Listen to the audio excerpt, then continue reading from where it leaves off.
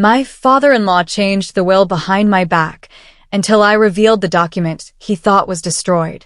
The lawyer cleared his throat and read the final line, and I felt my heart stop inside my chest. Everything my husband built, our home, the savings, the business he spent 40 years growing, was left to his father. Not a room, not a dollar, not a memory was named for me. I sat frozen at the long oak table, my hands folded so tightly my fingers burned. Across from me, my father-in-law lifted his eyes and smiled. It was slow, smug, and cruel. He didn't even try to hide it. I heard nothing after that, only the blood rushing in my ears. This was not what my husband promised. I had seen the will myself months before he died. I had helped him file it. The paper being read felt like a stranger wearing his name. When the meeting ended, my father-in-law stood and placed a heavy hand on my shoulder, squeezing just enough to hurt. "It's done now, Carmela," he whispered. "Let it go." If you want to hear how this betrayal began, hit subscribe for more true revenge stories. I did not cry on the drive home. Shock held me together like glue. But once I reached the house, my knees buckled. I remembered the afternoon my husband showed me the will draft at the kitchen table. He had slid it toward me with a shy smile, proud and careful. My name was written clearly beside every asset. He told me, "This is to protect you, Carmela. No one else gets a say." That memory burned as I replayed the lawyer's words. The will they read had the same letterhead, the same spacing, even the same signature style. But the clauses were twisted. My name appeared only once, listed as acknowledged spouse, not heir. It felt like watching someone rewrite my life with a steady hand. I knew then this was not grief confusing me. This was theft. Intentional. Clean. I pulled the old folder from the drawer where my husband kept important papers, but it was gone. Empty. I sat on the floor, staring at the blank space, understanding something terrible had already been erased. The next morning, my father-in-law came unannounced. He acted gentle, almost kind. He brought pastries and spoke slowly, like I was fragile glass. When I asked about the will, his eyes softened in a way that felt rehearsed. "Carmela," he said, patting my hand, "you're grieving. You don't understand how these things work." That sentence hurt more than the loss. I had managed finances for decades. I knew paperwork. I knew my husband. Still, he spoke over me, explaining that confusion was normal at my age after such trauma. He suggested I rest and let the men handle legal matters. His voice dripped with care, but his words erased me. I felt small, foolish, and angry all at once. When I insisted the will was wrong, he sighed and said, "I loved my son too. Don't turn this into something ugly." That was the moment I realized he planned to bury me under politeness. And he thought I would stay there quietly. I asked for the key to my husband's study that afternoon. The room held his journals, his files, his thinking space. My father-in-law's face hardened. "That office is family property now," he said flatly. He had changed the locks. I stood in the hallway staring at the door that once opened freely to me. Inside were answers. I could feel them pressing against the wood. He told me it was better this way, that I shouldn't be poking around old memories. But this wasn't about memories. It was about truth. When he walked away, I noticed how comfortable he was inside my home.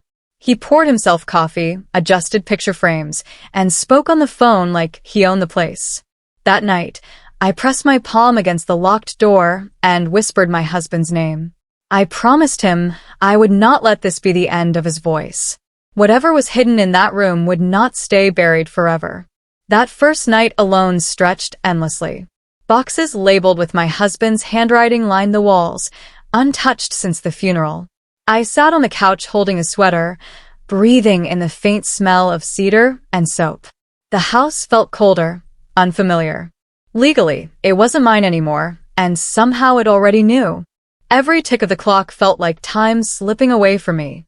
I wondered if grief had made me weak, if maybe I should surrender and accept what they decided. But then I remembered the way my husband looked at me when he spoke about the future. He never planned to leave me helpless. I slept poorly, waking at every sound, half expecting footsteps that weren't there. By morning, Exhaustion sharpened into resolve. I made a list. Questions. Names. Dates. I didn't know how yet, but I knew I would fight. I owed that much to the life we built together. The family lawyer met me with a tired smile and folded hands. He said the signature on the will was authentic. "There's nothing we can do," he murmured. His voice was calm, but his eyes avoided mine. I asked him directly if the document could have been altered. He hesitated, just for a second. That pause screamed louder than words. He quickly recovered and repeated that everything was proper. I left his office feeling dismissed and angry. On the sidewalk, I stood still as people rushed past me. They all had places to go, lives untouched by stolen legacies. I realized then that trusting the system, without proof, would end me. Someone had tampered with my husband's final wish, and they were counting on my silence. I went home and opened every drawer, every cabinet, even the trash bins. Nothing. Whatever evidence existed had been moved, but not destroyed. I could feel that truth in my bones. That evening, the phone rang while I was staring at the dark window. It was Jenna, my husband's assistant. Her voice trembled as she spoke. "Ma'am," she said softly, "I saw the will before he passed. It didn't look like the one they read." My heart slammed hard enough to steal my breath. She explained she'd handled drafts and emails for years. The version she remembered named me clearly as heir. She apologized for calling so late, but said she couldn't sleep knowing I was being pushed aside. When we hung up, I cried for the first time since the funeral. Not from weakness, but relief. I wasn't crazy. I wasn't alone. Someone else remembered the truth. I wrote Jenna's words down carefully, treating them like fragile glass. That call reignited something fierce inside me. They thought I was finished. They were wrong. The next day, Jenna met me in the parking lot behind a closed grocery store. She handed me a small brass key, warm from her palm. "He kept backups," she whispered, "in the office safe." I never forgot, because he made me label it twice. My hands shook as I closed my fingers around the key. It felt heavier than it should have, like it carried years of trust. She warned me to be careful. My father-in-law had been watching everything. I thanked her and sat in my car for a long time, staring at the steering wheel. That key meant trespassing. It meant risk. But it also meant answers. I waited until night fell and the house settled into silence. Every step down the hallway felt loud. When I reached the study door, I knelt and slid the key into the lock. It turned smoothly, like it had been waiting for me all along. The study smelled like my husband, coffee, cedar, and old paper. I closed the door gently behind me and stood still, listening for movement. The safe was hidden behind a framed photo of us on our anniversary. My hands trembled as I moved it aside. The key fit perfectly. Inside were folders, letters, and a black USB drive taped to the back wall. My breath caught. I sat on the floor and opened everything slowly, afraid of missing something. Drafts of wills spilled out, each dated carefully. My name appeared again and again. The last folder held nothing but a note in my husband's handwriting. "Truth lasts." Tears blurred my vision. I slipped the USB into my pocket and returned everything as I found it. When I locked the door behind me, my fear had shifted. Now it was theirs to carry. I plugged the USB into my old laptop with shaking hands. 3 files appeared, each labeled by date. The final one was clear and detailed, leaving everything to me. But the signature page was missing. My chest tightened, but I kept reading. Metadata timestamps showed the file was created weeks before my husband died. The forged will couldn't match that. I sat back, understanding the game at last. They removed 1 page and thought the truth would collapse. Instead, they left a trail. I copied everything, saving it in 3 places. The house was quiet, but my mind was loud with plans. I wasn't a helpless widow anymore. I was a witness. And I was patient. This was only the beginning. I confronted my father-in-law the next morning, holding my calm like armor. I told him I knew the will was altered. He didn't blink. He leaned back in his chair and folded his hands like a patient teacher. You can't prove anything, he said softly. And no one will believe a grieving widow. The words landed heavy. He spoke with such certainty it made my stomach turn. He told me to accept what happened and move on with dignity. When I mentioned backups, his smile tightened. Documents disappear all the time, he replied, especially when emotions run high. That was the moment I saw fear flash behind his eyes. Just for a second. Enough to know I was right. I left without another word. Outside, the air felt sharp and clean. He thought the fight was over. He had no idea it was just beginning. Within days, the family turned cold. Phone calls stopped. Invitations vanished. My sister-in-law stopped answering texts. I heard through whispers that I was being called greedy, unstable, desperate for money. My father-in-law played the victim well. He told them I was confused, that grief had changed me. Isolation wrapped around me like a fog. I ate alone, slept lightly, and spoke to no one unless I had to. That loneliness was familiar. It was the same space manipulators create when they want someone weak. But instead of shrinking, I listened. I watched patterns. I gathered silence like evidence. When you are alone, you hear more clearly. Every cold shoulder confirmed the truth. They were protecting him, not questioning him. I stopped trying to explain myself. I didn't need their approval anymore. I needed proof. I visited the notary listed on the forged will. His office smelled of ink and old books. When I mentioned my husband's name, his face tightened. I can't discuss client files, he said quickly. But his hands shook as he spoke. I watched his eyes dart to the door, then back to me. I asked one simple question. Did you witness my husband sign that document? He swallowed and said nothing. Silence answered louder than denial. When I stood to leave, he whispered, "Be careful." That warning followed me all the way home. People were afraid. Afraid of my father-in-law, his influence, his confidence. Fear leaves traces. I wrote everything down while it was fresh. Dates. Reactions. Pauses. Truth often lives in what isn't said. An envelope arrived 2 days later. Inside were copies of letters claiming my husband wanted his father to manage everything. The handwriting was shaky, uneven, nothing like the steady script I knew. It felt rushed, desperate. I held one letter up to the light and laughed quietly. This was sloppy. He was panicking. I realized then that pressure was working. I photographed every page and stored them carefully. The lies were piling up, and lies always collapse under their own weight. That night, I slept deeply for the first time since the funeral. I dreamed of my husband smiling, proud. When I woke, my resolve was firm. I wasn't chasing revenge. I was restoring truth. The handwriting expert worked in silence, his desk covered with magnifying tools and reference charts. I watched his face instead of the papers, searching for signs before he spoke. After nearly an hour, he leaned back and removed his glasses. "This signature was forged," he said plainly. He explained how my husband's real handwriting showed steady pressure and natural flow, while the one on the altered will hesitated, stopping and restarting in unnatural places. He pointed to the curves, the lifted pen strokes, the uneven spacing.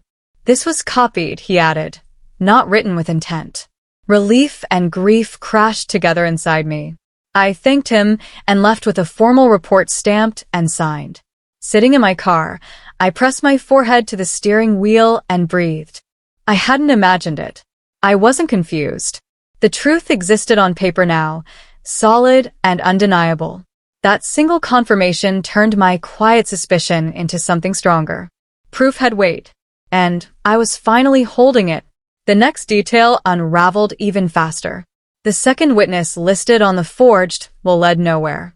The address on record belonged to an empty lot behind an old hardware store. No utility records. No voter registration. No license history. The name simply didn't exist. I stood there in the wind, staring at cracked pavement and weeds pushing through concrete. Whoever created that will hadn't expected anyone to check. It was careless work, rushed and arrogant. I photographed the location, recorded the date, and wrote everything down. Lies always reveal themselves when pressed gently but steadily. That night, I spread my documents across the dining table and saw the pattern clearly for the first time. Altered clauses, forged signatures, fake witnesses. It wasn't a mistake. It was a plan. And plans leave trails. I wasn't chasing shadows anymore. I was following footprints, and they all led back to the same place. The family lawyer called late, his voice barely above a whisper. He asked if we could speak privately. When I agreed, he confessed everything in careful, shaking sentences. My father-in-law had pressured him to alter the will after my husband fell ill. He promised the trust money would be redirected to charity, claiming it was what his son wanted. Instead, the assets were transferred straight to him. The lawyer said he had known it was wrong but feared losing his career. I recorded the call with his permission, my hands steady despite my pounding heart. He apologized more than once. I told him the truth mattered more than apologies. When the call ended, I sat very still. Another pillar of my father-in-law's control had cracked. Even those who helped him were starting to break. Silence only protects power until someone chooses to speak. Tonight, someone finally had. I discovered the company's shares had already been sold. My husband's shares. Transferred quietly under my father-in-law's name and liquidated within weeks of the funeral. When I confronted him, he didn't deny it. He laughed, slow and confident.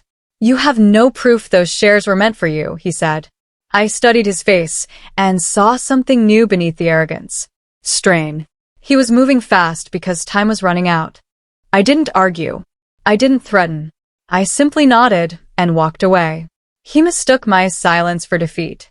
That was his mistake. I documented the transaction records that night and sent copies to my lawyer. Each move he made to protect himself only tightened the net. He thought money meant control. He forgot control collapses when truth enters the room. Jenna called again just after sunrise. Her voice shook with excitement and fear. She told me she'd found something while clearing old work emails. Years earlier, she had scanned the final signed page of my husband's real will for backup and accidentally saved it to her personal archive. She sent it to me immediately. When I opened the file, I saw my husband's signature, strong and unmistakable, dated weeks before the forged version appeared. I sat down hard, tears spilling freely. That page was everything they thought they had destroyed. I thanked Jenna until my voice broke. She told me she was proud of me. That single file felt like my husband reaching back through time to protect me one last time. The truth hadn't vanished. It had waited. My lawyer verified the file's metadata within hours. The timestamp proved it existed before the altered will was ever created. The digital trail matched email servers, device IDs, and internal logs. "This is solid," he said. "They can't argue with this." I closed my eyes and felt something lift from my chest. For weeks, I had been surviving on instinct and stubbornness. Now I had certainty. Every piece fit together: emails, signatures, witnesses, recordings. The lie no longer stood alone. It was surrounded. I organized everything into labeled folders and locked them away. I wasn't rushing anymore. Patience had become my strength. The truth was no longer fragile. It was ready, and soon it would be heard. Once the evidence was secured, the pressure began to move outward. I didn't speak loudly or accuse anyone publicly. I let small truths slip into careful conversations. A business partner asked why my husband's shares changed hands so quickly. A neighbor wondered why my father-in-law suddenly stopped attending community meetings. Rumors formed naturally, whispered but persistent. People notice when power shifts. My father-in-law felt it first in delayed calls and avoided eye contact. He showed up unannounced one afternoon, pretending concern. "You're pushing dangerous ideas," he warned. I smiled politely and offered him tea. Fear had replaced confidence in his voice. That told me everything. I documented the visit afterward, writing down his words exactly. Manipulators panic when control slips. I wasn't chasing revenge yet. I was tightening the frame around the truth, waiting for it to stand on its own. The call came just after midnight. His voice was low and sharp. "If you keep digging, "You'll regret it," he said. I listened quietly, my phone recording every breath. He warned me about reputations, about how fragile mine was as an older widow. I thanked him for calling and hung up. My hands shook, but not from fear. From clarity. Threats meant he knew the end was coming. I installed a small camera in my living room the next morning. Nothing fancy. Just clear. I knew he wouldn't stay away. Men like him always return to places they think they still control. I cleaned the house and waited. Silence felt heavy, but I welcomed it. This time I was ready. I practiced calm the way others practice prayer. Every breath counted. I rehearsed no speeches, planned no confrontation. I only prepared to listen. The camera light blinked softly behind the bookshelf. I arranged the room exactly as it always was, comfortable and familiar. The trap wasn't force. It was normalcy. When the knock finally came, I opened the door with a gentle smile. He stepped inside without asking, waving papers and anger together. He accused me of destroying his son's legacy, of being ungrateful, of spreading lies. I poured tea while he shouted. The room filled with his voice. He never noticed the camera. Power makes people careless. I nodded. I listened. And I let him talk himself into truth. He paced the living room, words spilling fast and sharp. "I did what I had to do," he snapped. "Your husband trusted me to protect the family." I asked him to sit. I asked simple questions. He answered them all. He explained how the will was changed for the greater good. He said I wouldn't understand business decisions. He said he deserved control. Every word landed cleanly on tape. When he finally realized what he had said, it was too late. His face drained of color. He left without finishing his tea. I locked the door behind him and leaned against it, shaking. This was the moment everything turned. If you want to see how justice finally struck back, hit subscribe for more true revenge stories. I watched the recording alone that night. His voice filled the room, calm and certain, admitting everything. No anger. No confusion. Just entitlement. I sent copies to 3 places before dawn: my lawyer, the estate court, and a trusted reporter. There was no undoing it now. This wasn't revenge screamed from rooftops. It was truth delivered quietly, where it mattered most. I slept deeply for the first time in months. When I woke, messages waited. Court filings. Meeting requests. Silence from him. The game had shifted. He thought he held the board. He never saw the pieces moving. The fraud claim moved faster than I expected, not because of anger, but because of clarity. Evidence has a way of cutting through noise.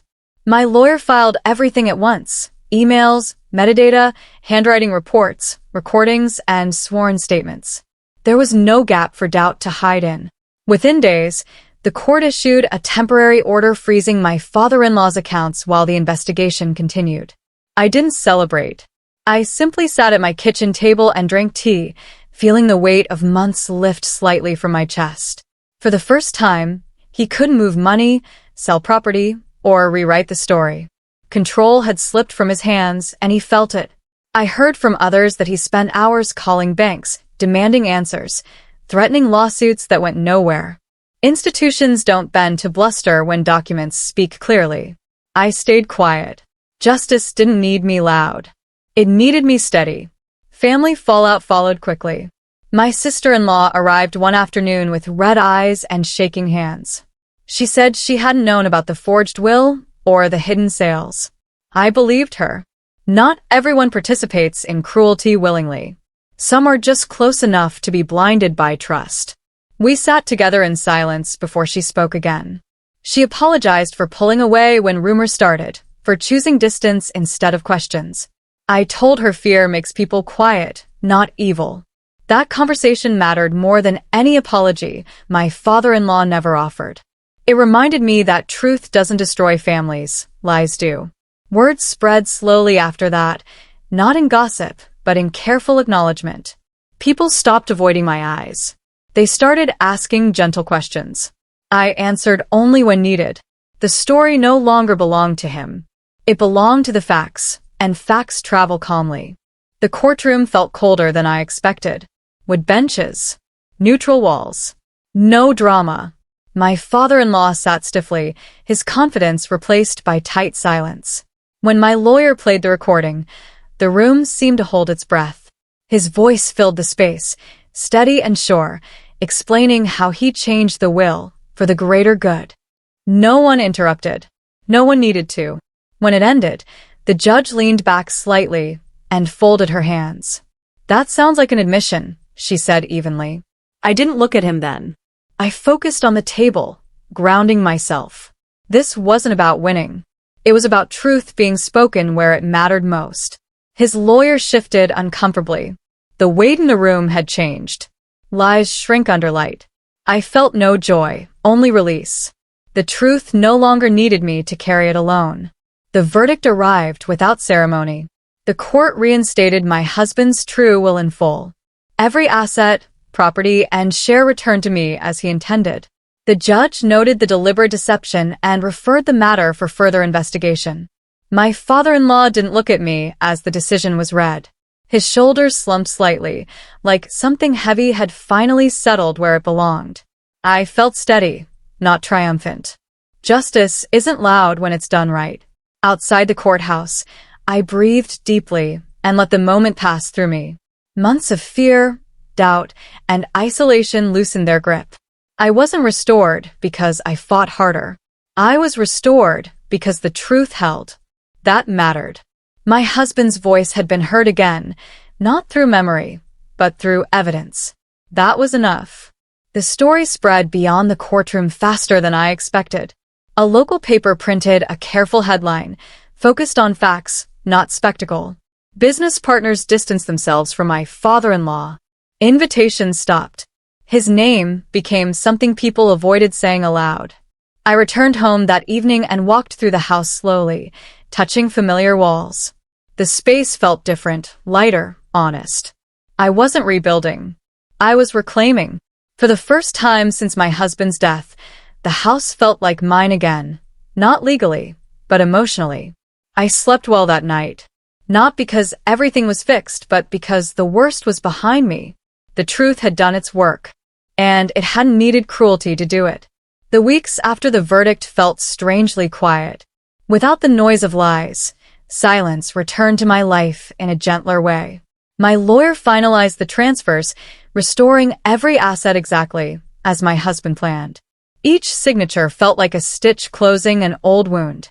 My father-in-law avoided me completely. No calls, no letters, no apology. His absence said more than words ever could. I packed away the evidence files into a single box and stored them in the study. The room felt whole again, like it had forgiven the damage done to it. I spent long afternoons walking through the house, relearning it without fear. Justice hadn't erased grief, but it gave it dignity. I no longer felt erased from my own story. That mattered more than money ever could. The public fallout arrived next. The newspaper ran a follow-up piece explaining the ruling in plain terms. People stopped me at the grocery store, not to pry, but to nod quietly in respect. My father-in-law disappeared from community events he once ruled. Power evaporates quickly when trust is gone. I didn't enjoy watching him fall. I simply noticed it. Reputation, I learned, isn't built loudly. It's built slowly and lost the same way. Meanwhile, I received letters from people I barely knew, widows and spouses, thanking me for standing up. Their words humbled me.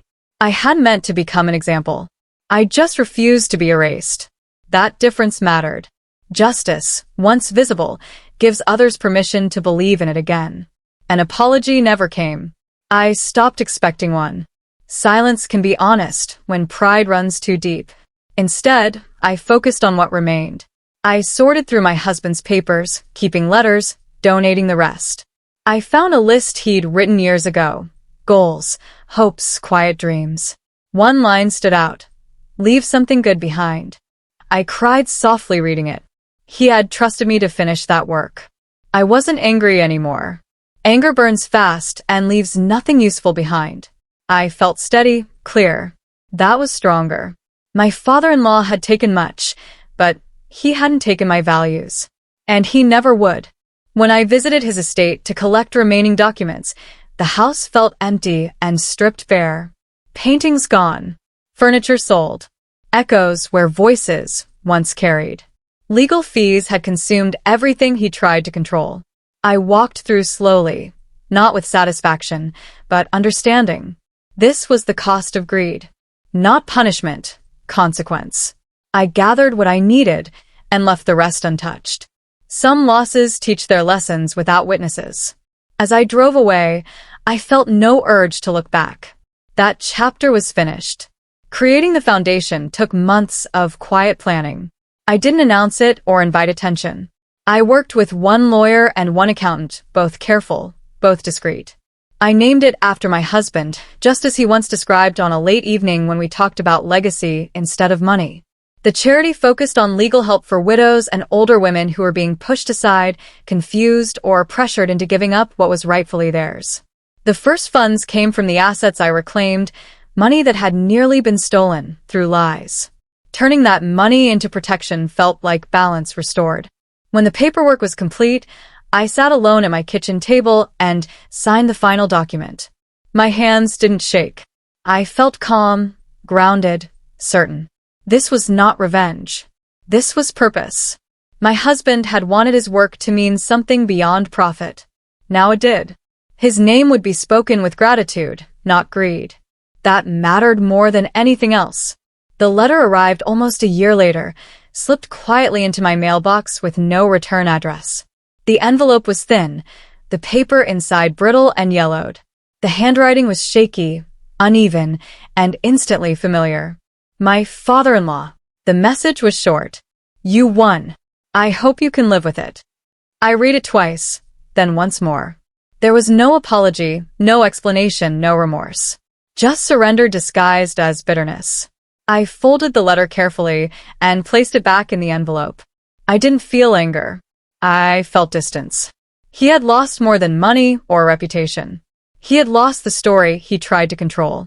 I placed the letter in the same box that held the evidence, not as proof, but as a reminder. Justice doesn't always sound like regret. Sometimes it sounds like silence that finally knows it cannot speak anymore. The interview happened on a quiet afternoon in my living room. The journalist asked thoughtful questions and didn't rush me. When she asked what gave me strength through everything, I paused. The answer wasn't anger or revenge. I trusted truth to last longer than fear, I said. And I trusted myself not to disappear. She nodded and wrote that down slowly. After she left, I sat alone with a cup of tea and felt something close to peace. Telling the story no longer felt like reopening a wound. It felt like closing one. I had stopped replaying the betrayal in my head. The past had finally stayed where it belonged. I wasn't defined by what was taken from me. I was defined by what I refused to surrender. That difference mattered more than justice ever could. The invitation came from my grandchildren, handwritten and shyly worded. They asked me to dinner, just us, no tension, no sides. When I arrived, they hugged me tightly. One of them said, "We know what he did, but we're proud of you." I blinked back tears. For a long time, family had felt like something fragile, something that could be twisted or used. That night, it felt honest again. We talked about ordinary things. School, work, dreams. Laughter filled the room without fear. I realized then that legacy isn't about control. It's about what survives when control is gone. And what survived was love, stripped of manipulation. That was enough. I visited my husband's grave early one morning, when the cemetery was quiet. I brought a single rose and knelt beside the stone. The air was cool, the sky pale. I told him everything, not the details, but the ending. I told him the truth had been restored, that his voice had been heard. "It's over," I whispered. The wind moved gently through the trees, brushing my face like an answer. I stayed there longer than planned, not grieving, just being. Loss never disappears, but it changes shape. That morning, it felt lighter, manageable, honest. He thought the truth could be erased with torn paper and silence. He was wrong. The truth survived in a single digital file, a brave witness, and a woman who refused to stay quiet. Justice didn't arrive with shouting or spectacle. It waited patiently until lies had nowhere left to hide. I didn't rebuild my life. I reclaimed it. The house became a home again. My name became mine again. And my husband's last wish lived on, exactly as he intended. Justice isn't loud. It's steady. And it always remembers where it belongs. If this story stayed with you, like the video, subscribe for more powerful revenge stories, and tell me in the comments what part hit you the hardest.